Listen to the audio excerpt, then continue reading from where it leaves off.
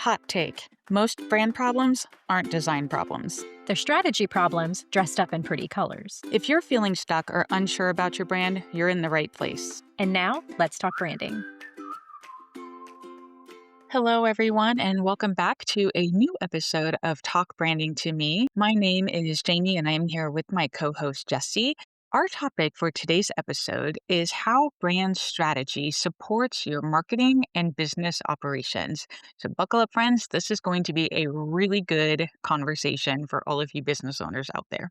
Hey, everyone.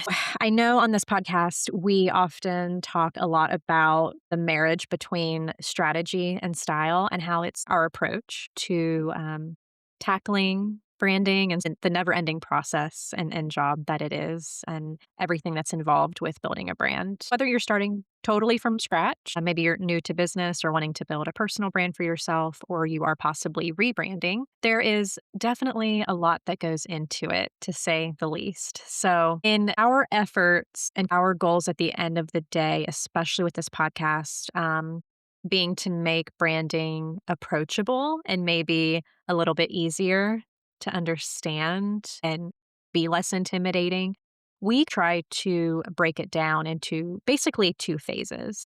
We approach branding with nailing down the strategy first, because the strategy then drives the design, which is the style.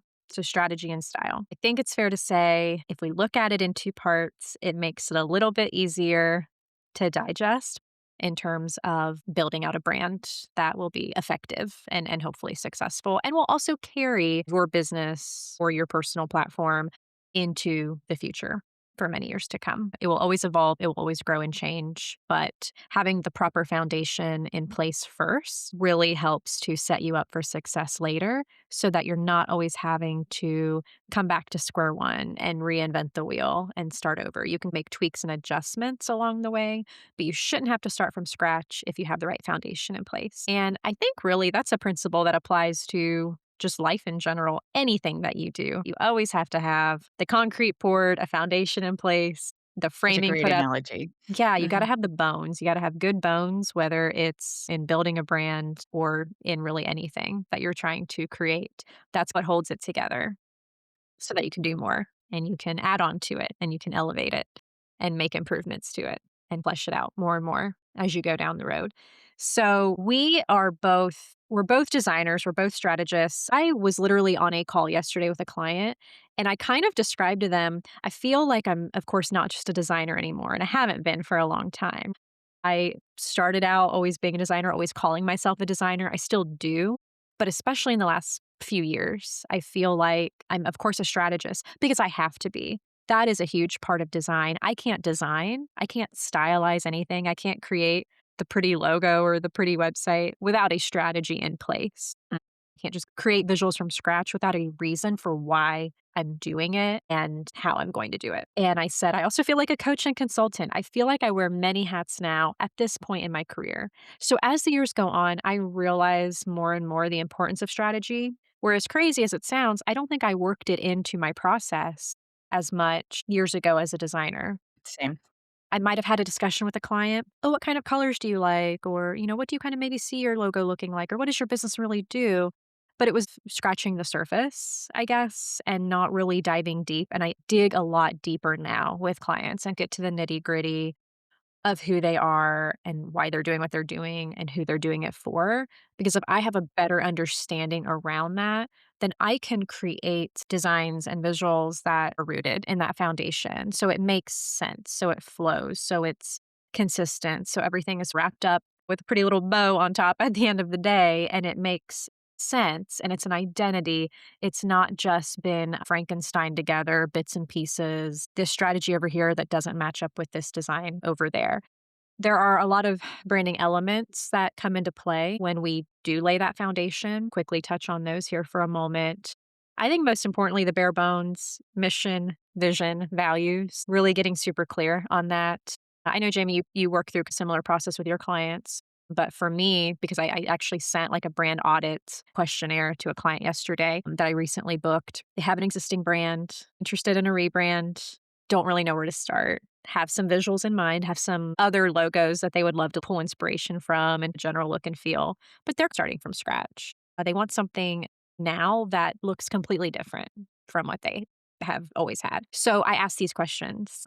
Let's get really clear on who you are, what you do, why you do it, what drives you at the end of the day, what motivates you and gets you out of bed every morning to even do the thing that you do, and who, most importantly, do you do it for? We always say, as a business owner, it doesn't matter what you do. Really, all you are is a problem solver. You provide a solution to a problem or to something that the client needs or has, and you do that through the delivery of a service or the development of a product or a hybrid of both. So get really clear on those areas first, because in order to have colors that work, fonts that work, a logo that works, a website that works, you have to know who it is that you're even trying to reach, how you're going to do that, where they are. You can do that more effectively and drive the design direction much more quickly and efficiently when you have those pieces in place first and that knowledge up front. Target audience is huge, right? So I always ask clients, in thinking of your ideal client, who are they? What is their personality? Where do they live? Where do they work? What are their interests? What are their hobbies? What do they do for a living? Because this helps you to appeal to kind of a specific audience and not try to do all the things to reach everyone all at once. It helps your messaging to be distilled down into a clearer fashion and allows you to speak directly to the consumer, go directly to where you need to go, who you need to talk to, so that the message is reached, the vision's aligned, you are not talking to the wrong people. And you also need to figure out what types of services you provide or what you want to be known for, what you don't want to provide anymore. As years go on, as your business evolves, what did you do years ago that you don't necessarily want to do anymore? What's your real passion? What's your jam? What do you actually want to do every day? Who do you want to do it for? Where, why, how, right? They sound like basic questions, but if you just sit down, and it's not that you always have to have super detailed answers for them either, but if you have a general sense around these and you can kind of answer them pretty quickly, pretty mindlessly, then you have, a place to start from in moving forward and developing a brand that matches with those answers. And then we talk about how marketing comes into play and how marketing can communicate your brand to your audience. How do we communicate? Where are we? What marketing channels are we using? Um, are we on social media? Are we doing email marketing? Are we blogging? Are we doing videos on YouTube? Are we on TikTok? A lot of times clients will ask me, well, what do I need to be doing? Because they think that they have to do all the things. And I'm like, no, no, actually don't be everywhere to everyone because you don't appeal to everyone. It's really not even about you and where you want to be. You need to go where the potential clients are, potential customers. Where is your consumer base? Where are they getting their information? Where are they already at so they can easily find you? So if they're on Facebook, be on Facebook, be in Facebook groups. If they're following accounts on TikTok, then have a TikTok account. If they're more corporate clients that are perusing LinkedIn, be on LinkedIn. Go where the clients are. And then my suggestion is to always keep it simple. I know we stress that a lot on this podcast. Simplicity and consistency being key. Like pick the 1 to 2 marketing efforts you want to focus on and go all in on them every day, all the time. Keep it simple. Don't be everywhere to everyone, but also keep it consistent. At the end of the day, this is just a really good exercise to walk through. It's really just as simple as kind of sitting down and answering questions and doing the homework up front that is going to serve you later down the road and keep you from having to keep circling back to things and kind of keep reinventing the wheel. You can get really clear on everything up front and then head off to the races after that. Yeah, yeah. And then for our listeners who are just thinking about this, thinking about brand strategy and then how the brand strategy impacts marketing, I want to do a little bit of a deep dive into maybe a bigger picture perspective of how your brand strategy can support your business operations as well.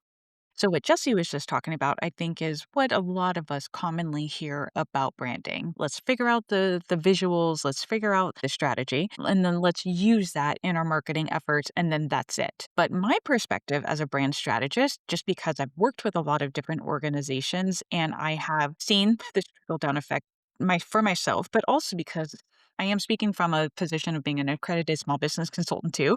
So I see this bigger picture perspective of how branding can drive, let me rephrase, brand strategy, how that can drive not only the marketing, so that is the external activity of connecting with your target audience and telling them all about your offers, but the operational side of your organization too. And here's what I mean by that. Think about your HR structure.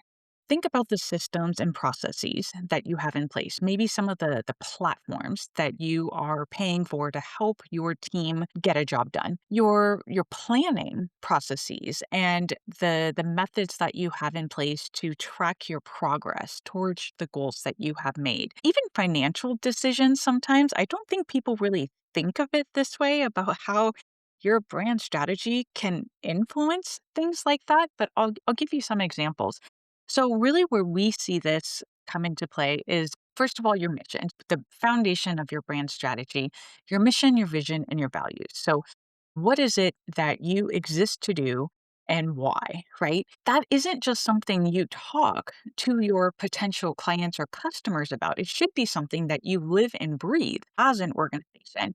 And I do think sometimes we see a disconnect between those two where you say one thing outside of your organization, you are kind of preaching to your audience, hey, we're this way, we believe these things, but then somehow it's different on the inside of your organization. You maybe don't practice what you're preaching. And sometimes it's very subtle. You may not realize that you're doing it. But me as a brand strategist and as a consultant to small businesses, these are things that I look for. So if you tell me you've got a really great altruistic mission, you want to really make a difference in the world, and you have core values that are all about lifting people up and customer service and providing a great client experience and so on and so forth. These are just fairly common values. Okay, so what does that look like? Not just for your customers, but also inside your organization, right? So if your organization exists to do something really great, okay, well, how are you managing your finances? What financial decisions are you making to ensure that you have the longevity to be able to fulfill the mission that you say you want to do? You say your value is service or customer service, or just maybe it's a employee based value of like we have this culture where everyone's important or whatever it is. Okay. How do you live that out? How do you manage your vacation time? How do you manage your hiring process? Do those things reflect those values, that brand foundation that you have in your organization? Literally, are you walking the talk on the inside? And a soapbox I will always get on is companies that say, "We're all about customer service." I'm like, "All right, I will help you do that." And then I have a bad customer service experience. And then they're like, "Oh, no, no, you just have to go submit a form on our website, and then it'll automate and it's all handled." I'm like, "Okay." But the process doesn't work for me as the consumer. Something is broken in the system that they've set up, but they don't see it. They don't know about it. So I'm like, "Hey, guys," as somebody who kind of knows how this works because I set this up all the time, "I think your process is broken." They're like, "Oh, no, no, you just have to fill out the form." I did. It's broken. I'm telling you my experience as a customer. It is broken, but I think I know why. So if you would just go check that, I'm trying to help you help me. And then you get pushback, and then there's all these things. And then 10 days later, you might get someone to get back to you about the issue. And as a consumer, I go, "I don't think you care about me very much." Where you have plastered all over this website with this form you told me to fill out because it's so easy and efficient that you care about my experience, but yet nothing about my experience says that you care about me. I'm speaking again as a consumer and as a strategist and a consultant where I see these things all the time. It's so interesting how business leaders, nonprofit leaders, whoever is in charge of these organizations, they just don't see it. I feel like the negative person where I'm like, "Hey, I noticed this," or "Hey, I sort of had this bad experience, but this is what I hear you saying. This is what's plastered all over your social media. But this thing, as small as it might seem to you, isn't working for me as your audience or as a potential client or customer. So, where do you think some changes need to be made?"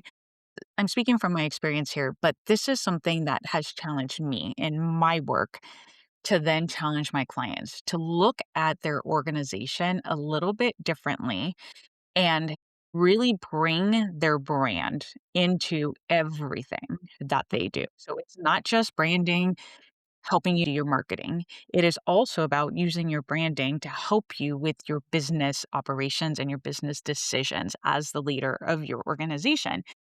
Your brand's going to support that marketing strategy. Your marketing strategy is going to build your pipeline. Your pipeline is going to tell you about your capacity. You might have to grow your capacity, which means you've got to make some business decisions that will help you accommodate a larger capacity in order to grow. It might take some financial resources, it might take some human resources as well, but there are going to be business decisions you have to make in order to handle what your marketing should be bringing to you. You might have to upgrade some record keeping systems to handle a larger amount of clients. You might have to grow your team, buy some assets. There's a lot that goes into it on the business side of the house. As your brand grows, you've got to manage that and make sure that this growth and the evolution of your organization is still staying true to the brand that you have. And I know, Jesse, you'll probably agree with this, that oftentimes when we come into the picture with our clients, they've experienced the growth and they've realized that either A, they haven't stewarded or managed their brand well. They find themselves pretty far apart from where their brand was, and because they weren't paying attention and keeping their eye on the brand strategy and making sure the brand strategy was supporting everything they were doing in their business, they find themselves pretty far apart. And that's when they go, "Oh, I think we need a rebrand or, maybe a brand refresh." That it's just kind of a bigger picture perspective that we wanted to talk to you about today to show you how critical brand strategy is. We're not just saying this. This isn't our soapbox just because we think it sounds nice. Practically speaking, experience has proven that your brand strategy comes before style. That's going to support your marketing efforts. And as your marketing efforts return those results that you are wanting, it also impacts your business operations. And if you aren't mindful of how all of those work together, then you will find yourself probably in a place down the road where you're like, this brand just isn't working for us anymore. Well, why is that? Right, right. Yeah. That's super helpful to know. Let's kind of go back a second here because something that just popped in my mind is a lot of our listeners are maybe thinking, okay, well, is branding marketing? Is marketing branding? What comes first? And they are Chicken or the different egg? things. Yes. Which, good news, we have an episode about this very topic, explaining the difference between all of the sectors branding, advertising, marketing. We even throw public relations in there because it's its own little thing. They're all connected, they all share parallels, they all kind of work together, but they're not the same thing. So I think also as people are listening to this, especially women, maybe facing a rebrand or never really loving the branding that they had to begin with, maybe they DIY'd it, maybe they worked with a designer and it's not been aligned and they're really wanting to revamp everything. I think it's just important to keep in mind branding and marketing are different because I think, I don't know, do you get this, Jamie, a lot? Do you get this question from clients? Do you get, okay, well, I need help with marketing, but they don't have a brand in Yes, place. all the time. So what do you tell them? Because it's probably very similar to what I tell them as well. Well, I ask them, okay, well, what are your pain points right now? And that's sometimes a wild card question. So they tell me it's a marketing problem, but then when like specifically what issues are you experiencing? That tells me so much. And I will say maybe 50% of the time there's a connection to a branding issue for sure. Whether it's they haven't managed it very well, so they're what they're saying and doing now has no relation to technically what their brand is supposed to be. That is actually, Jesse, why as a business owner, I used to provide marketing services exclusively, but I've expanded and now really focus a lot on the branding side of the house because I saw the pattern with almost every single client where they thought they had a marketing problem. Most of the time, yeah, there was a connection to it, but really the root cause of that marketing problem was their branding. in my experience. What about you? Yeah, 100%. Well, I often get, okay, someone wants a website. Awesome. Do you have branding already done and in place? I don't always require a full brand identity. If you have been in business and you have a logo that works, you have a color palette that works, you have some recognition and familiarity with your clientele, and you've been doing this a long time, and you are clear on who you are and what you do and who you do it for. You don't have to necessarily start from scratch. I need to know that there's some kind of identity there though, and you don't have, nothing at all to work with. People will want a website or and not that I do this, but they might ask about marketing efforts in terms of like wanting to run Google ads or wanting to create a social media campaign or an email marketing campaign. And I'm like, great. Do you have a brand in place? There's so much more that goes into it than just design, but how do you write copy? How do you have a strategy behind those efforts? And how do you have the visuals to support the efforts if you don't have a brand to begin with, right? Like then you're just writing stuff from scratch or, okay, putting together some logos. This is where people sort of just like throw stuff together. They'll throw fonts together, colors together. And I'm all for trying different strategies, especially in terms of like running ads or sending emails. But once again, there's no cohesiveness. There's no foundation there where everything looks and feels the same, right? Your brand has to give someone an experience. It's visual, it's sensory, it's emotionally driven. There has to be that identity and that imagery that's already there that you can pull from and work with to then build the site, build the campaigns, right? Like people want to jump in and they want to market their business and that's great. But if you don't have a brand identity, some messaging, some visuals, some semblance of something to work with to then create the marketing, your marketing has to be supported by the branding first. We use the branding to market with, and that's the difference. I have an example I'd like to share because you brought up websites, and then my brain started going back into a bunch of other website projects I've been a part of. And I've seen this come up more than once where I've been working with clients on marketing, and they're like, hey, we want to do a website. So, as part of what I do, I will bring in a web developer, or if they have one that they want, I'll join the conversations for that project. And a couple of times, the web company they wouldn't ask for the brand guide. They would just say, okay, we have this call. We have an idea of what you want. They might go look at their current website that the client has, or they might go look at their social media. And then they come back and they have this design that they're proposing to a client. And for those listening, this is more of a fully custom website project, not necessarily a templated one. So they're just like, we got this.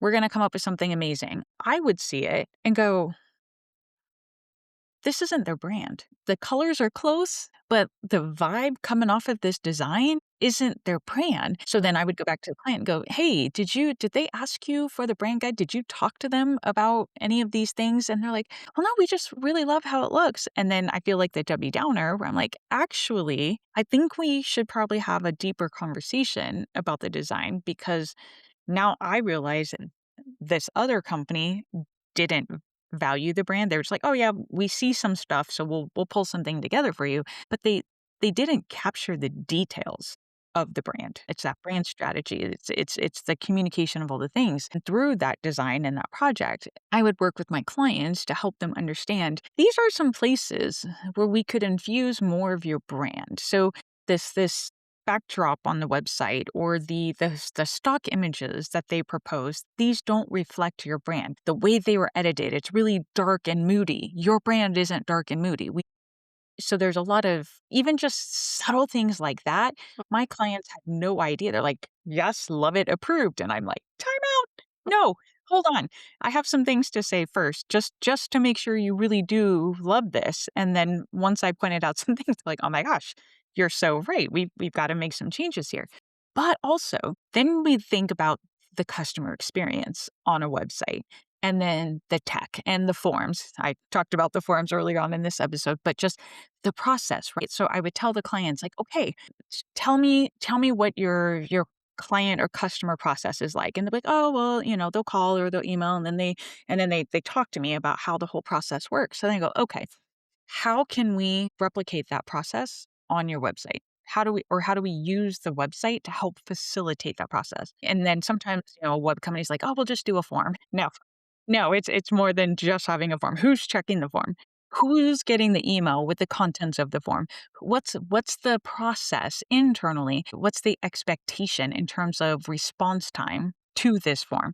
It's a lot bigger than, oh, we'll just throw a form on the website that someone can fill out if they have any questions or if they want to get a hold of you. It's so much more. And I think, Jesse, for you bringing up websites as an example, that is something where I have, now that I'm thinking about it, have noticed where sometimes if the branding isn't valued and somebody's like, we'll just throw a design together and it'll look great.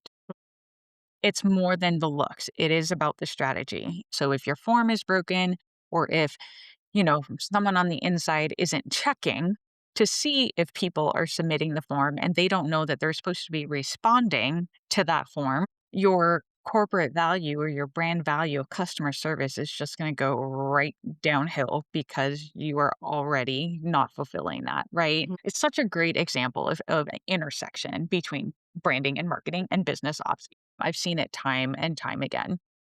Absolutely.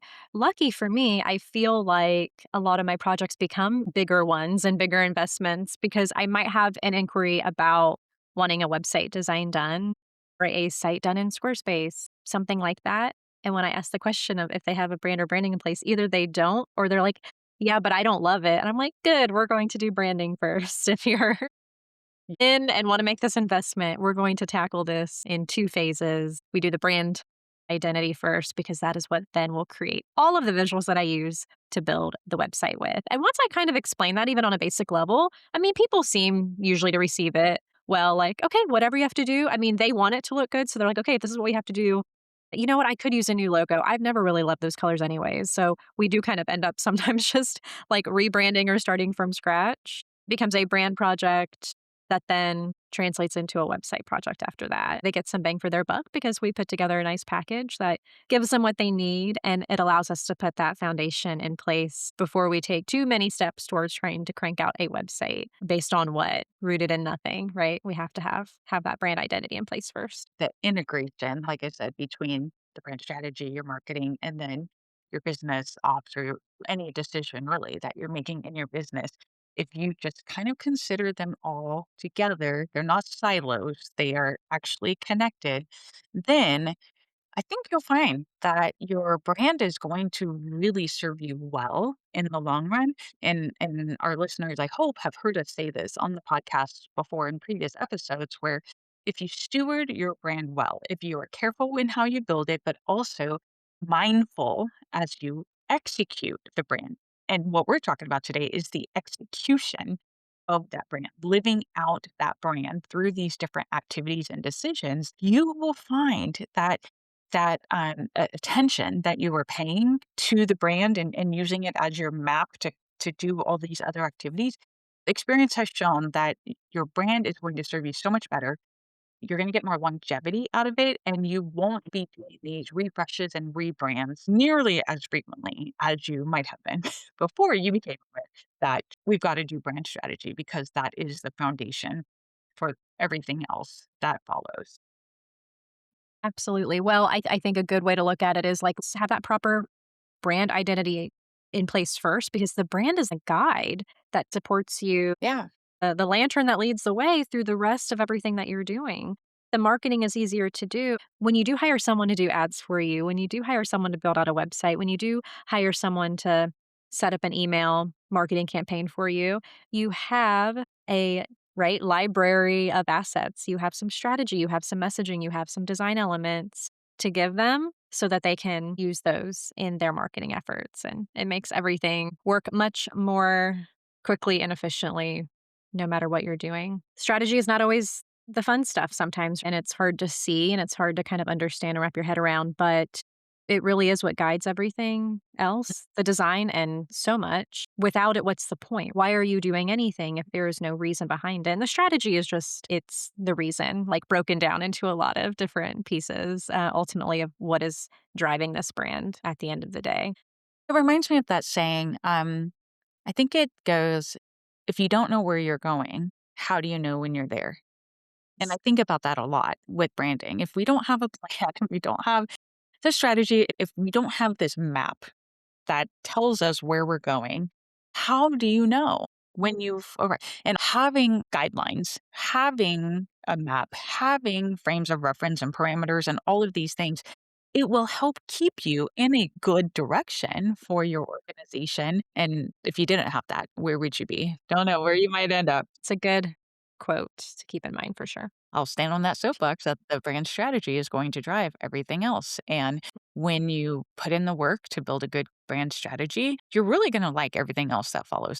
In my opinion, working with someone who understands that process and is willing to get into the trenches with you to figure those things out, I think that's somebody you should work with. Anyway, with that being said, I think we have said everything that we could say about how brand strategy supports your marketing and business operations. So, friends, thank you for sticking with us today, listening to this episode. And we certainly hope that you will come back and listen to another episode of Talk Branding to Me very soon. Before you go, if something clicked for you today, please share this episode with one person who needs to hear it. And while you're at it, follow us on Instagram or grab resources at talkbrandingtome.com.